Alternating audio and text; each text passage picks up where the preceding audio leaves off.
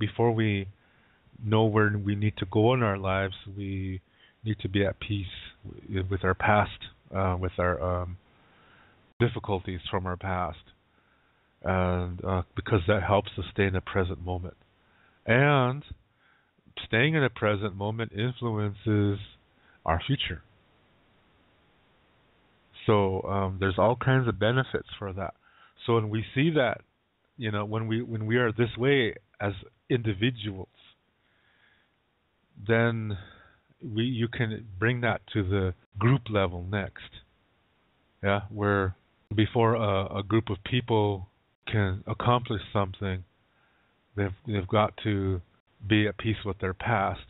And that includes they have to know where they have been. But to come to peace with your difficulties, you have to know where you have been. Yeah, meaning you have to own, all the decisions that you made in the past, even if they didn't turn out right. You still have to own that. That's yours. You have to say, yes, I made that decision, and it failed, but I still learned from it, and it got me someplace good still. As long as you can do that, yeah, then you're staying in the present moment. So when a group of people can do this, they look at their past and they say, yeah, okay, this is what happened to us. We were wronged, yeah. We were taken advantage of. We were pushed around, but we learned from it. We learned where we needed to be stronger. Healthier, I should say. We learned where we had holes, so to speak. Yeah, and so we found out where the holes were in our vehicle, and so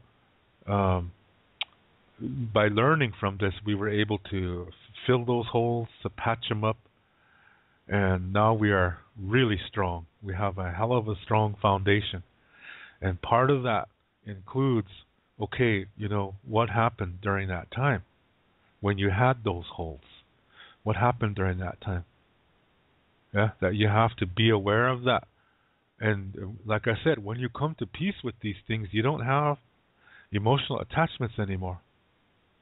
Yeah, you can look at it anytime. It doesn't make you feel anything. But you have to come to peace with it first. Yeah. So when a group can do this, then the group knows where they need to develop. Yeah, the group then knows where, what kind of plan to make to continue on, and they have an idea of what they can become. When a group is at peace with its past, it starts to see its potential of what it can do. Yeah, then it can go further. It can accomplish more in life. That's what this show is about. And that's why I talk about these things concerning what happened to Indian people when we got on the reservations. What most people are doing today is blaming the churches, they're blaming the government, they blame all white people for their problems, and all that's doing is they're staying stuck. It's like they're in the mud and they don't know it. And they push themselves deeper into the mud with their racist speaking. By saying, oh, you got to watch out for the white people. Oh, those Wasicu, blah, blah, blah, blah, blah, blah, blah. You hear that on the reservation all the time. Yeah, that's how them white people are. Yeah, or that's how the mixed bloods are. It's ridiculous. It's racist. It's not healthy. And it's hurting everybody. And then your children, they see you, they hear you, and they love you, and so they're gonna side with you naturally, and they're going to subscribe to your views. And you just created a racist. That's sad, and that's how it is on a reservation. A lot of Indians, they'll say things like, yeah, one day the Wasicu is going to be gone. They're going to destroy themselves. So we have to be ready for that time so that we can, fix the world. And that is racist. Yeah, if let's just say this is true, okay? Let's just say that is true. Let's talk in theory here. What if the white people were about to destroy the world? Is it our right to just stand back and let them destroy it? This is our Earth. So are all you racists out there, you Indian racists, are you saying that? So what the best thing to do is just sit back and let the white man destroy everything? And so we can get rid of them? So they destroy themselves so we can get rid of them? How different is that from Hitler burning the 6 million Jews? How different is that? It's the same damn thing in my mind. It's racist. That violates the words Mitakuye Oyas'in. Mitakuye Oyas'in, that means all my relations. But it means more than that. It means that everything inside of you is connected. That you have a universe inside of you, and everything in there is connected, just like you are connected to everything around you. You see, it's reality begins within. The connection of the universe begins within you, because everything inside of you is connected, just like you're connected to everything else. So when we say all my relations, Indians will say, yeah, that includes the birds and the air and the water and the earth and the rocks and the animals and plants. But then they turn around and say, yeah, we got to be ready because the white man's going to ruin the world, and one of these days there's not going to be any more Wasicu. There's not going to be any more white men, so we're going to have to get ready to fix the earth. How does that go in harmony with Mitakuye Oyas'in?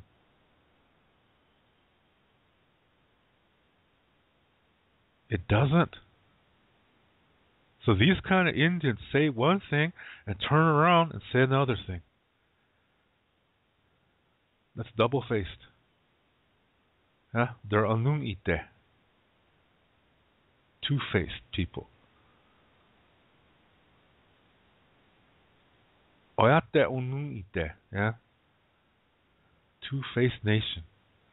When you talk like that. They'll say among themselves, yeah, my relatives the trees, my relatives the deer, my relatives the fish, and then they turn around and say, yeah, the white people they're gonna destroy the earth, so we're waiting for them to destroy themselves so we can fix the earth. How does that go hand in hand with Mitakuye Oyas'in thinking like that? So what they're really saying is they're related to everything except white people. How can that be? How is that possible? When white people breathe the same air that we do, we both drink the same water, we can get blood in transfusions from white people as long as they have the same blood type. We can even, in Lakota guy loses his arm, he can get another arm even from a white guy, so one of his arms is Indian, the other one's white, but it works. He now has a hand. He can use it. All right, sounds Frankenstein, but it does work. That's showing you we're the same species. So when you say Mitakuye Oyas'in, that includes white people, because they're humans too. And when Indians say, "Yeah, the white man he's like a little kid. He's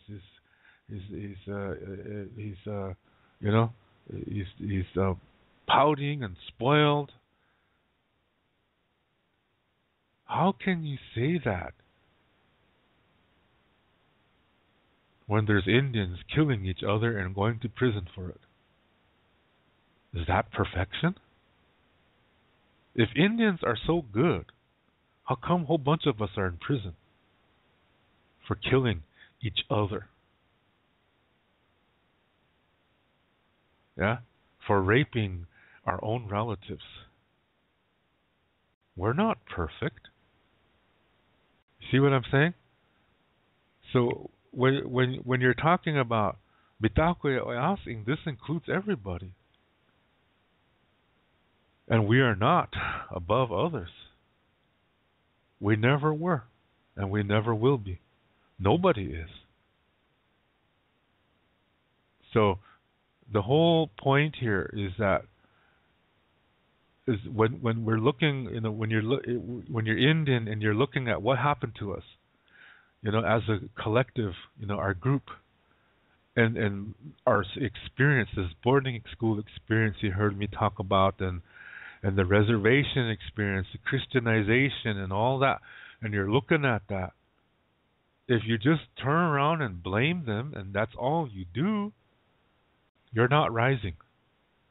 You threw yourself in the mud, and every time you talk your racist shit, you're pushing yourself further. You're pushing yourself deeper and deeper and deeper into that mud. And that's where you're going to die. Hating white people.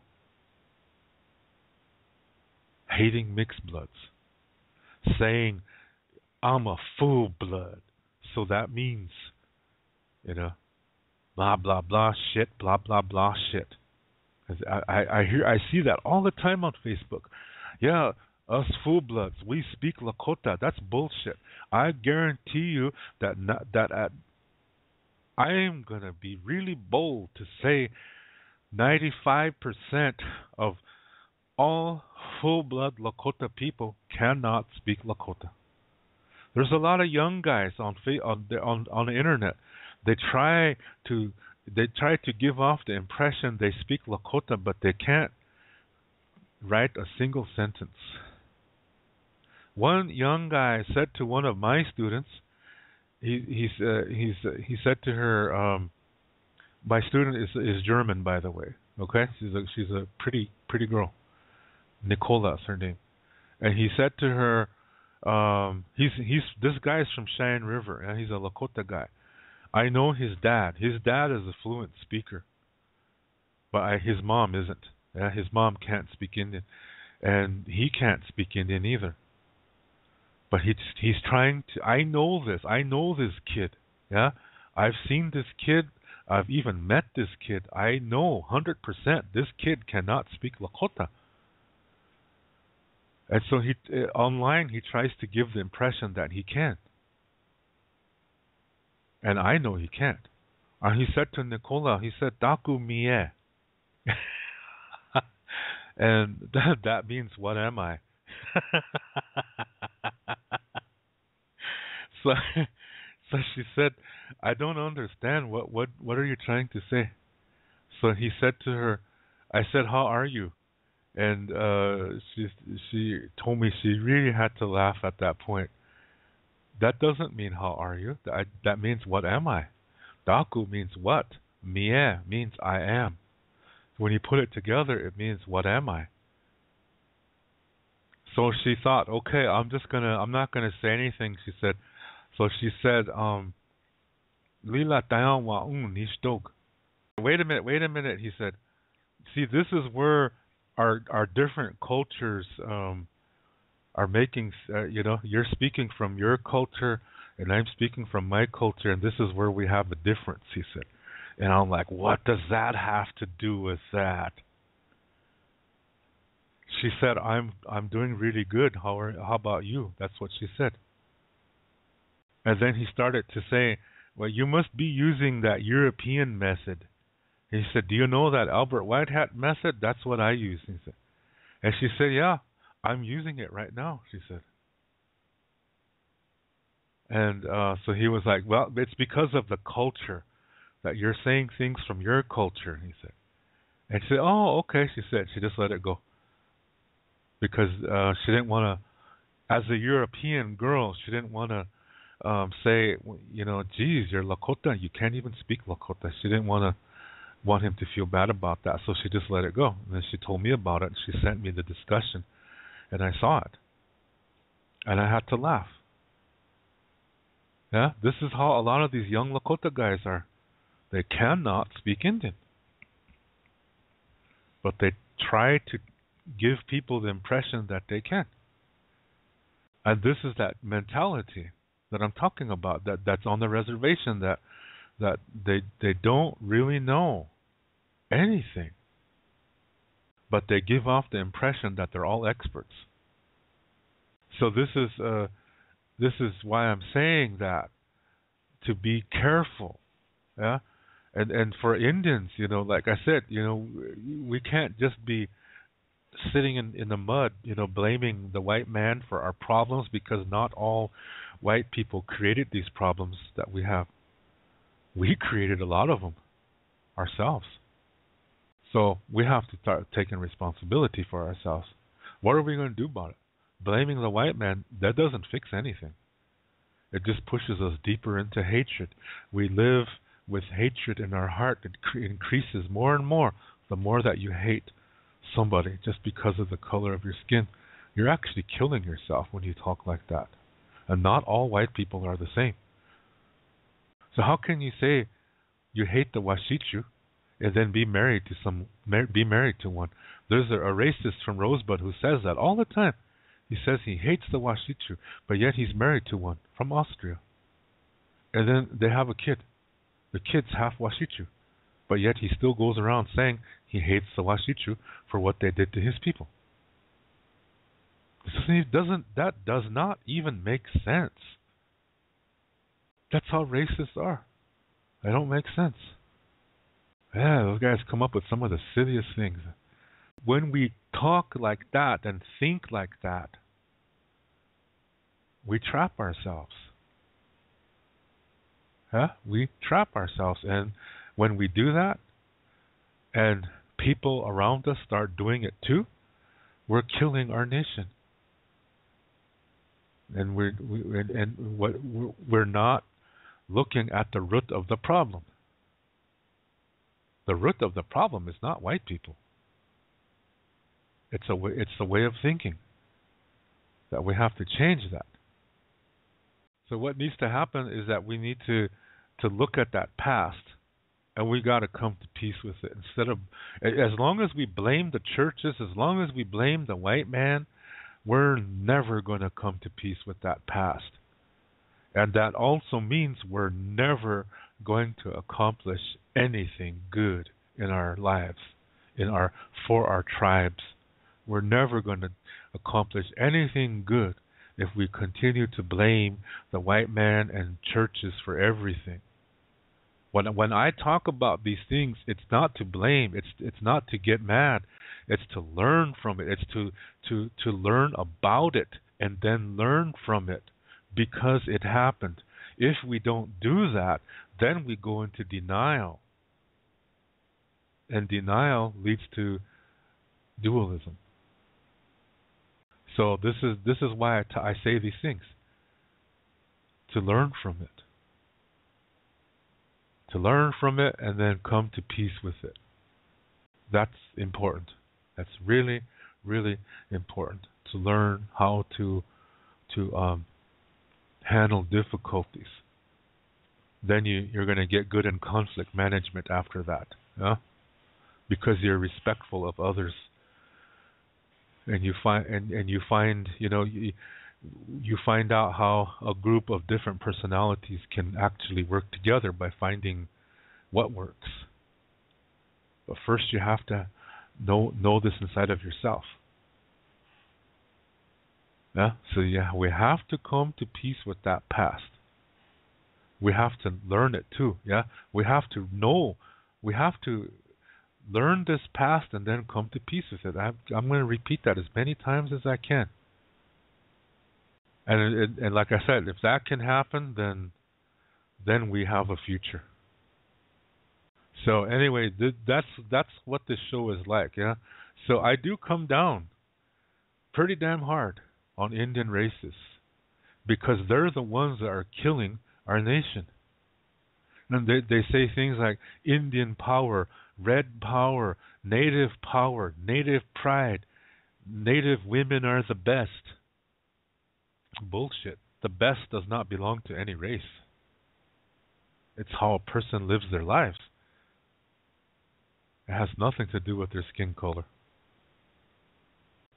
So anyway, this is how that is. Yeah, this is why I talk really hard when it comes to the reservation, because a lot of the problems we could fix by changing the way we think.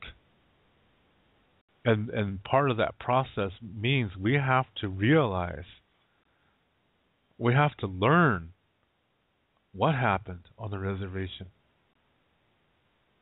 And we have to learn about the damage that these priests did to our people, and change things in our language. Yeah, that they told us our stories were from the devil because they didn't harmonize with the Bible. So we have to learn about these things, and then we have to think. We have to realize that, hey, so what are the lost parts? What are those parts now that the church has said were bad? What are they? And that's why this show is here. I give you those lost parts. But see, we're so brought up into a dualistic and Christian thinking world that when you hear those lost parts, your first reaction is to say and think, that don't sound right, because you're so founded upon the Bible or some dualistic way of thinking. It's hard for people to look at these star knowledge stories and say, gee, I never heard that. And for some, it's just totally unbelievable, because they're too schooled in Western science or whatever. Like when I told the story the other day about what it used to be like on the Earth according to these star knowledge stories, and that there was a technology here that in which people could travel great distances through the air and through the ground. And that's hard for a lot of people to accept, because they say, well, where's the evidence? Yeah, but then and that shows you they weren't listening to the story, because the story talks about a cleansing where everything was taking into the earth that was destroying the earth, and that included the technology that went into the earth. Not there anymore, but it's in the stories. So back in the early 1900s, when the priests are coming on the reservation and they learn the star knowledge story, talking about a time at the beginning of the earth where we could go through the air and through the ground and travel at great distances, at great speeds, the churches are saying that's impossible. How can the Indians, how could they have been more civilized than us? We are God's people. So they don't want us to know that.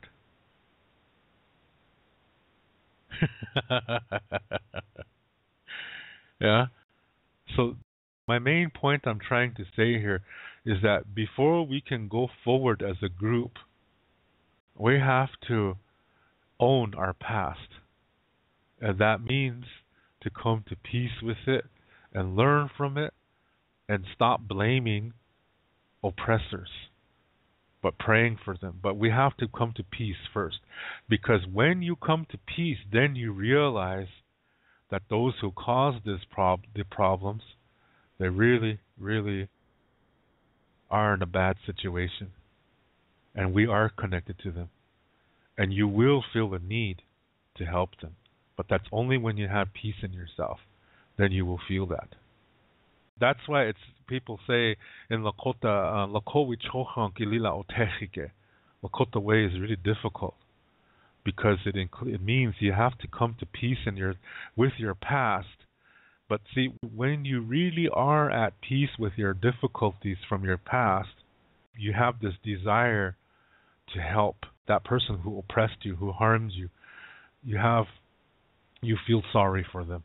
You truly wish you could help them.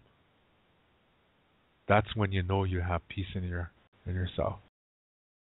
It's important to know the past, not to forget it, because some people say, just forget it, it's done, it happened. No, that's not good, because if you do that, you haven't come to peace. Forgetting does not bring you to peace. Yeah, forgetting just pushes you into a denial, and that's going to lead to trouble. Because that energy is still there inside of you from those emotions, from that experience. And you think in your mind you might forget it, but you know what? Your body doesn't forget. Your body still has that memory, and so you could become sick because the energy could be really strong, and it could hurt you. Yeah, it could weaken your immune system, and next thing you know, you got a psychosomatic disorder. And a lot of times that begins in the abdomen. And some people will get this ulcerative colitis because of this, and there's really no cure for it. They can take all kinds of medication, and what usually ends up happening is you end up having to go through operation to cut out parts of your intestines, parts of your stomach, and hoping that you eliminate the physical problem, but see the emotional issue is still there, so it's most likely it's going to pop up again. Yeah, and this is a really difficult disease to deal with. And some related diseases are like anorexia, bulimia. Those are all kind of other forms of this. Yeah, that's what happens when you think you forgot, when you think that, just forget it and it'll go away. No, it won't. It will not go away. And so that's why I say it's important. It's really, really important to look at that past and learn it. And in the beginning, it's going to be emotional. But that's just the beginning, okay? Because as soon as you put your mind into a pattern of, okay, what can I learn from it? How can I make the best of the consequences from that? Yeah. And as soon as you start thinking like that thinking neutralizes that emotion, and it leaves your body. Yeah, it's not in your body anymore. So now you're coming to peace with it. So later on, when you look at this experience, it doesn't bother you anymore. Yeah, it's done. It's over. So now you don't feel hatred. Yeah, like say the experience was because of something that happened to you. You don't feel hatred for that person who hurt you anymore. But you really feel sorry for them because they still have to deal with it. Because remember, when in communication, that's the things that you do, but it's also how you do them. It's how you say things. So the person who hurt you, see, the energy, you got rid of it because you came to peace with it. But it still returns back to that person no matter what. Yeah? So let me say that again. When a person hurts you, it causes you to feel a certain emotion. Okay? But the energy that they use to hurt you, that does not stay in you. Okay? Your pain is a reaction to that. And you just have to, deal with it right away. Yeah? Don't hide from it. And come to peace with it. And then you let it go. It'll go. Yeah? But see, the person who sent it, that thing goes back naturally. That's natural law. Yeah? It's like when it goes back to that person, it's stronger. So when that person hurt you, they really hurt themselves more than they did you. Much more, exponentially more. And they know it, and they try to deny it by hurting others. They continue to bully. They continue to abuse. And the reason why they do that is because they're trying to hide all that pain that keeps coming back to them every time they send it out. You see that now. Yeah, when you're at peace with that experience, you see that what that person is going through is really, really rugged, and they're hurting a lot of people. But at the same time, they're doing themselves in even more. You see that situation now. You see the whole thing now. Yeah, and then that's why I said then you start to feel sorry for that person because they really are fucked up, and you're not. Yeah, but never think you're better. You can just think you're healthier, but not better. Okay? And then you just let it go. And just hope that one day they'll learn. And believe me, when that day of reckoning comes for them, it's really going to be hard for them. Way harder. Yeah, because they have a hell of a lot to deal with. A lot of emotional baggage to deal with. So that's the way to look at it. Now that's as a person. Now if a whole group can do this, yeah, like for us Indians, if we can come to peace with this, what happened to us? If we can realize that yes, we are brainwashed into thinking of good versus evil.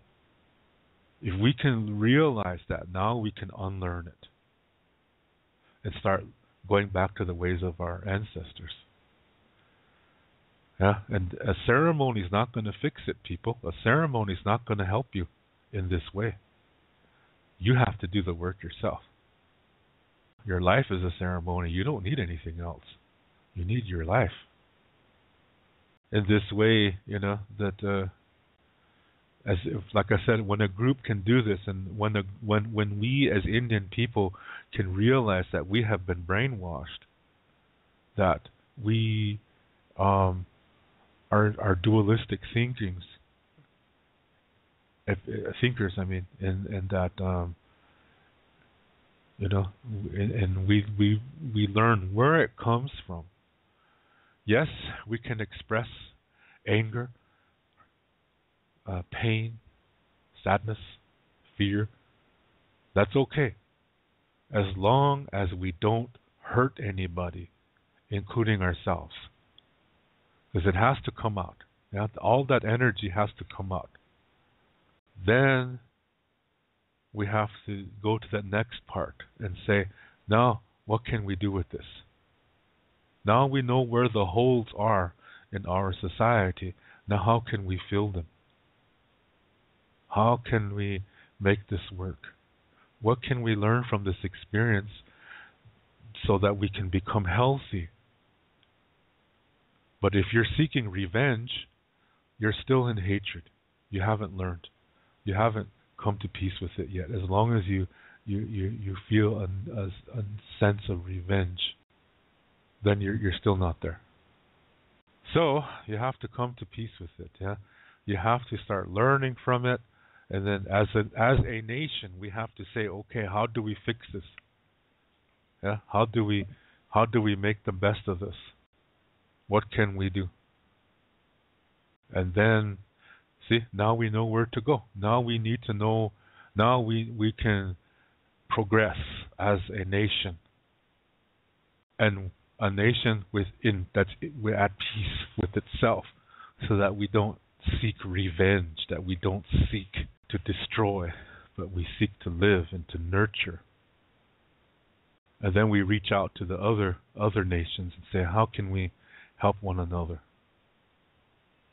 So, before we know where we're going to go, we need to know where we have been so that we can learn from the difficulties from the past, come to peace with it, then we know which direction to go.